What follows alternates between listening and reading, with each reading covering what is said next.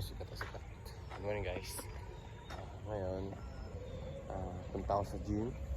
Papakita ko sa inyo kung paano yung buhat ng mga thrower, distance, and shot put, and especially sa javelin thrower. Papakita ko sa inyo kung paano yung workout ng mga thrower. Babalik ako. Watch and learn. Pero bago tayo mag-proceed sa pagbubuhat, dapat na mag-warm up tayo ng mabuti para malayo tayo sa injury. So start tayo ngayon mag-warm up okay na siguro 30 minutes or less than 30 minutes. Mas okay yun. Ready ko lang, i-set up ko lang itong camera. Yan. Tap na. Okay na yung camera.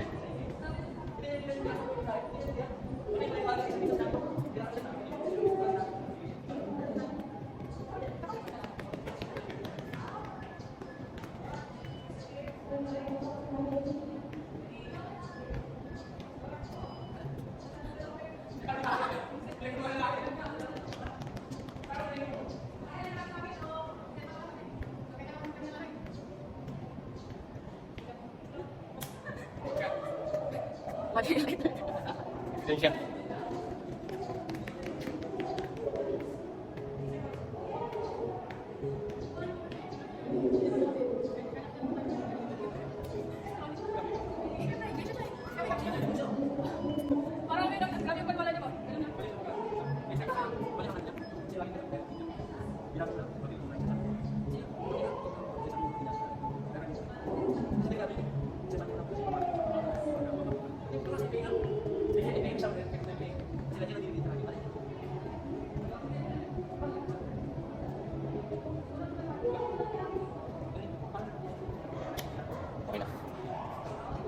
Next.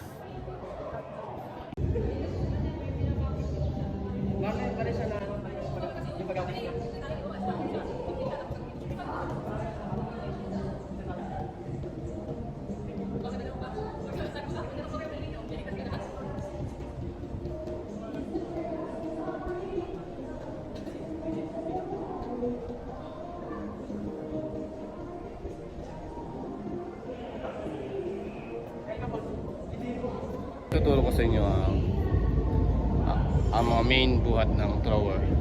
Ang una ay yung squat.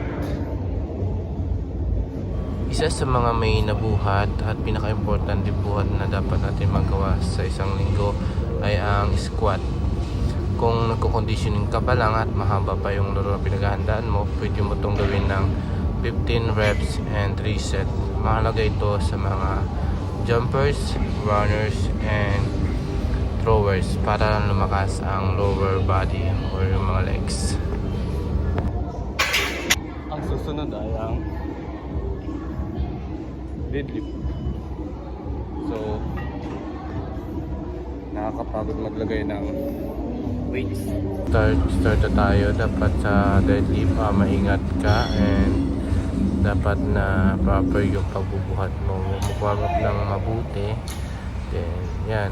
Sundan nyo lang dapat ng deadlift, gamit yung legs mo, hindi yung likod mo kasi madadali yung spinal medyo sa likod. Sobrang sakit niya kaya ingat lang guys. Sunod natin ay ang clean. Ganyan lang pag-clean. Dapat start muna tayo sa magaan. Yan. Ganyan lang yung clean. Dapat medyo explosive yung galaw. Yan.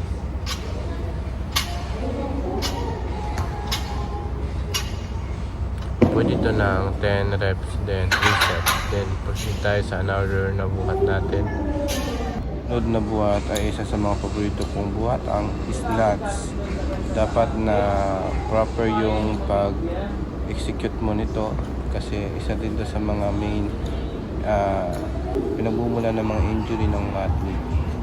And dapat ganyan proper ang para lang si Heidi Lilias. Oh shit.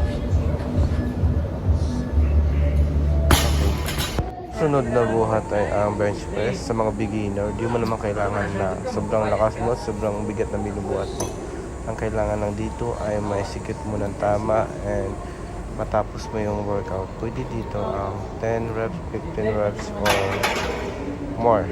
3 set. Okay na yan. Welcome to my vlog.